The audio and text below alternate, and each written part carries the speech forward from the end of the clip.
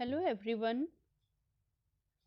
अपने पिछले वीडियो में हमने ये देखा कि प्रसार और संचार में जो दृश्य शिक्षण सामग्री होती हैं वो कौन कौन सी होती हैं और उन्हें क्यों बनाया जाना चाहिए, क्या क्या बातें ध्यान में रखनी चाहिए। आज के इस वीडियो में हम गैर प्रक्षेपित यानी non projected visual teaching ads के बारे में जानकारी प्राप्त करेंगे। ये वो टीचिंग एड्स हैं जिनके लिए किसी तरह के प्रोजेक्शन या प्रक्षेपण की ज़रूरत नहीं होती, इलेक्ट्रिसिटी और किसी भी विशेष उपकरण की आवश्यकता नहीं होती। इन्हें किसी भी एक स्थान से दूसरे स्थान पर ले जाना आसान है, इनको ऑपरेट करना मुश्किल नहीं होता, बहुत आसान इनकी हैंडलिंग होती है।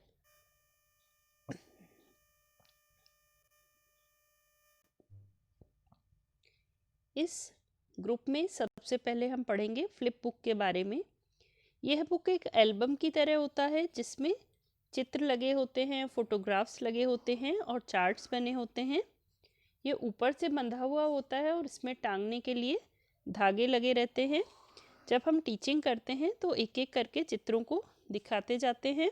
ये एक स्थान पर टंगा रहता है और चित्रों के माध्यम से किसी भी कंसेप्ट को या मैसेज को लोगों तक पहुंचाते हैं या चीज़ों को समझाते हैं। इसको इस तरीके से बनाया जाता है फ्लिप बुक को कि दर्शकों को या ऑडियंस को हमेशा ये क्यूरियोसिटी बनी रहती है, उत्सुकता बनी रहती है कि अगला चित्र कैसा होगा और कहानी के माध्यम से हम उन्हें अपने मैसेजेस कन्वे करते हैं। फ्लिप बुक को तैयार करने के लिए कार्डबोर्ड्स लेते हैं। इसके साथ साथ में chart, paper, pencil, water colour, rubber, brush, stencils, sketch pen वगैरह की सहायता से इसे आसानी से बनाया जा सकता है। कार्डबोर्ड में ऊपर 2 छेद कर देते हैं और उसी छेद में धागे को बांध दिया जाता है ताकि इसे कहीं पर भी लटकाया जा सके। फिर जो भी टाइटल है उसको स्टेंसिल की सहायता से लिख करके और आकर्षक रंगों से सजाते हैं, डेकोरेट करते हैं। जिस विषय पर फ्लिप बुक बनानी है उसके संबंधित जितने भी तथ्य हैं, फैक्ट्स हैं, उन सबको कलेक्ट करते हैं और फिर उनके अनुसार शीर्षक डालते हुए और चित्र बनाते हैं। पहले रफ ड्राइंग कर लेते हैं, उसके बाद उसको फेयर ड्राइंग करते हैं और कलरिंग करते हैं। सामने की तरफ चित्र बने होते हैं, ड्राइंग्स होती हैं और उस जो ऑडियंस की तरफ होता है और जो हिस्सा टीचर की तरफ है या प्रसार शिक्षक की तरफ है उस हिस्से में उससे संबंधित डिटेल्स लिखी होती हैं या कहानी लिखी होती है। जब सारे चित्र बनकर के तैयार हो जाते हैं तब उनमें छेद करके कार्डबोर्ड को बांध दिया जाता है, लटका दिया जाता है। इसके लाभ हैं कि ये आसानी से घर पर बनाया जाता है। हम थोड़ी सी भी अच्छी ड्राइंग हो तो इसको घर पर इजीली बना सकते हैं। बहुत कम खर्चे में ये तैयार हो जाता है, यानी ये काफ़ी सस्ता होता है। लोगों का ध्यान आकर्षित होता है अगर हम अच्छे तरीके से इसमें कहानी सुनाते हैं, इफ़ेक्टिवली कहानी सुनाते हैं और ड्राइंग्स अच्छी बनी होती हैं तो। और ये वज़न में काफ़ी हल्का होता है, पोर्टेबल होता है और कार्डबोर्ड पर बना है तो इसलिए ड्यूरेबल भी होता है। लेकिन इसको बनाने में टाइम बहुत लगता है, इसकी सीमाओं के अंदर टाइम कंज्यूमिंग है। बहुत अच्छी ड्राइंग का होना ज़रूरी है। योग्य और कुशल कार्यकर्ता को ही ये सही तरीके से वही लोग बना सकते हैं। अगर कहीं से हम ड्राइंग्स कटिंग करके लगा देते हैं जैसे किसी न्यूज़पेपर में या मैगज़ीन में या बुक्स में से तो उतना अच्छा इफ़ेक्ट इसका नहीं आता है। इसीलिए प्रॉपर ड्राइंग्स किया जाना इसमें ज़रूरी है। नेक्स्ट है फ्लैश कार्ड। ये कार्ड्स की एक श्रृंखला होती है जिसमें 10 से लेकर 20 चित्र भी हो सकते हैं और ये अलग अलग कार्ड्स पर बने हुए चित्र होते हैं। हर एक कार्ड का जो साइज़ होता है वो 10 इंच इंटू 12 इंच होता है, 10 बाई 12 इंच। और उसमें पूरी कहानी का चित्र सहित वर्णन रहता है। आगे की तरफ जैसा हमने अभी पिछले इसमें देखा था फ्लिप बुक में, जो हिस्सा ऑडियंस की तरफ रहता है उसमें पिक्चर्स बनी होती हैं और जो हिस्सा प्रसार शिक्षक की तरफ होता है, उसमें उसकी कहानी का वर्णन होता है। प्रसार कार्यकर्ता ग्रामीणों को चित्र दिखाता जाता है और उसके पीछे की कहानी को बहुत ही रोचक तरीके से पढ़ करके सुनाता जाता है या समझाता है। एक एक करके फ्लैश कार्ड्स को लोगों के सामने प्रस्तुत किया जाता है और उनकी प्रॉपर नंबरिंग की जाती है ताकि दिखाने में कोई भी सीक्वेंस गलत नहीं रहे। उनको स्टेपल नहीं किया जाता, जबकि फ्लिप बुक में हम उसको डोरी से बांध देते हैं। फ्लैश कार्ड्स ना तो स्टेपल किए जाते हैं, ना कहीं से सिले जाते हैं, ना पिनअप किया जाता है और हर एक कार्ड का अपना एक अलग टाइटल हो सकता है। नेक्स्ट है ब्लैक बोर्ड। आप सभी इसे भली भांति परिचित हैं। हर एक क्लासरूम में ब्लैक बोर्ड होता है, इसे चौक बोर्ड भी कहते हैं और इस पर टीचर चौक से लिखते हुए बच्चों को समझाता है। तो प्रसार शिक्षक ग्रामीण लोगों के लिए भी ब्लैक बोर्ड का प्रयोग करता है। एक स्थान से दूसरे स्थान पर ले जाने के लिए अगर ब्लैक बोर्ड का यूज़ कर रहे हैं तो पोर्टेबल होना चाहिए, फोल्डिंग होना चाहिए और आजकल इस तरह के राइटिंग बोर्ड्स भी आ गए हैं जिनको हम चौक की ज़रूरत नहीं होती, मार्कर पेन से उनके ऊपर लिख सकते हैं। तो इस तरह के बोर्ड्स को भी यूज़ किया जाता है। जब भी ब्लैक बोर्ड पर हम लिखें तो ये ध्यान रखना चाहिए कि बहुत ज़्यादा नहीं लिखें, बहुत छोटे अक्षर नहीं लिखें और सिस्टमेटिकली लिखें। एक ऐसा नहीं हो कि कोई बिंदु कहीं लिख दिया, दूसरा कहीं लिख दिया, तीसरा कहीं लिख दिया और बहुत ही ज़्यादा कंजस्टेड हो जाए या उसका कोई सिस्टम समझ में नहीं आने वाला हो जाए। ऐसा नहीं होना चाहिए।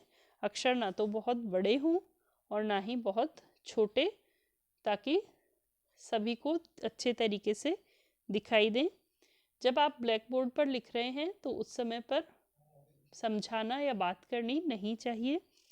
लिखने के बाद बोर्ड के एक साइड में खड़े हो जाना चाहिए ताकि स्टूडेंट्स जो कुछ भी लिखा गया है उसको ठीक तरीके से पढ़ सकें या समझ सकें। लिखने के बाद पूरी चीज़ को एक्सप्लेन कर दें और उसके बारे में विस्तार पूर्वक चर्चा करनी चाहिए। लाइटिंग इस तरह की होनी चाहिए कि बोर्ड के ऊपर लिखा हुआ सब कुछ विद्यार्थियों को अच्छे तरीके से नज़र आए और उसका ग्लेयर भी नहीं हो, जिससे कि देखने में असुविधा ना हो। ब्लैक बोर्ड पर कभी भी फालतू बातें यानी अनावश्यक चीज़ों को नहीं लिखना चाहिए और पॉइंटर का यूज़ करना चाहिए ताकि आसानी से चीज़ों को समझाया जा सके। नेक्स्ट है बुलेटिन बोर्ड। विद्यार्थियों की क्रिएटिविटी को दर्शाने के लिए बुलेटिन बोर्ड यूज़ किए जाते हैं। स्पेशली स्कूल्स और कॉलेजेस में इनका यूज़ किया जाता है। इस बोर्ड पर विद्यार्थी अपनी रचनात्मक क्रियाओं का, जैसे अपनी कविताएं, पेंटिंग्स, कोई अच्छे लेख, विचार या चित्रों को प्रदर्शित कर सकते हैं। ये एक सिंपल बोर्ड की तरह होता है, लेकिन इसकी सतह पर रंगीन कपड़ा चिपका रहता है और उसके ऊपर इसको ट्रांसपेरेंट ग्लास से यानी पारदर्शी शीशे से कवर कर दिया जाता है। इससे जो भी चित्र लगाए गए हैं या जो भी चीज़ें इस पर डिस्प्ले की गई हैं उनको बाहर से भी आसानी से देखा जा सकता है। इसके ऊपर अखबार, बुलेटिन्स, सर्कुलर लेटर, किसी तरह की कोई कटिंग, कार्टून्स, चार्ट्स, मैप्स, इन चीज़ों को डिस्प्ले किया जा सकता है। लेकिन ये बात ज़रूर ध्यान रखनी चाहिए कि बुलेटिन बोर्ड को हमेशा ऐसी जगहों पर रखा जाना चाहिए जहाँ से बहुत सारे लोग गुज़रते हों या उस स्थान से निकलते हों, ताकि लोग उसको देख सकें, उस पर जो भी मैसेज दिया गया है या जो भी चीज़ डिस्प्ले की गई है उसको अच्छे तरीके से देख सकें और समझ सकें। इसलिए बुलेटिन बोर्ड्स को हमेशा रास्तों के आसपास रखा जाना चाहिए ताकि लोग उसको ज़्यादा से ज़्यादा देख सकें। नेक्स्ट है फेल्ट बोर्ड, फ्लैनेल ग्राफ और खद्दर ग्राफ।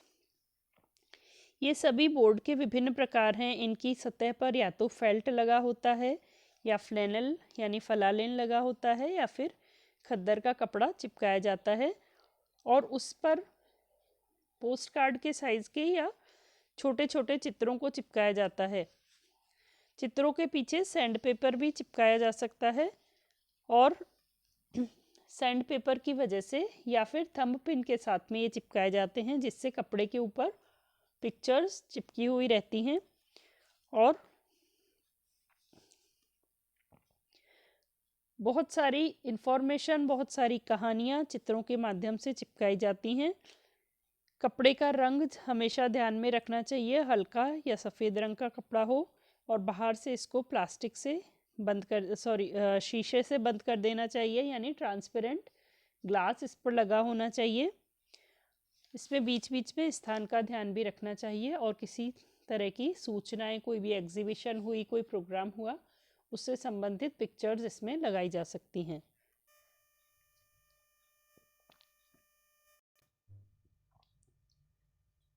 अगली विधि है प्रदर्शनी। प्रसार शिक्षण में प्रदर्शनी का बहुत महत्वपूर्ण योगदान है। इसके माध्यम से प्रसार कार्यकर्ता उन्नत किस्म के या अच्छी क्वालिटी के बीजों का प्रयोग करते हैं और ये देखते हैं कि किस तरीके से अच्छी क्वालिटी के बीजों को यूज़ करके या नई टेक्नोलॉजी को यूज़ करके अच्छी फसल ली जा सकती है। इसके साथ साथ जो भी नए कृषि उपकरण हैं, यंत्र हैं, उनके संबंधी जानकारी, फल सब्जी संरक्षण संबंधी जानकारी, बहुत सारी किताबों के संबंधित, घरेलू उपकरणों के संबंधित, बिजली के सामानों की, तरह तरह के वस्त्रों की प्रदर्शनी लगाई जा सकती है और इनके माध्यम से लोगों का ध्यान आकर्षित किया जाता है और चीज़ों के बारे में जानकारी दी जाती है। बाल दिवस, महिला दिवस या विभिन्न अवसर होते हैं जिन पर प्रदर्शनियाँ लगाई जाती चाहिए ताकि लोग उनका अधिकाधिक लाभ उठा सकें। प्रदर्शनी लगाने से लोगों के बीच में जागरूकता उत्पन्न होती है और साथ ही वो नई चीज़ों से, नए तथ्यों से, नए उपकरणों से वाकिफ हो जाते हैं और उनको अपनाने के लिए प्रेरित होते हैं। लेकिन प्रदर्शनी लगाने में काफ़ी समय, शक्ति और धन व्यय होता है, तो ये बहुत ही महंगी या खर्चीली विधि है।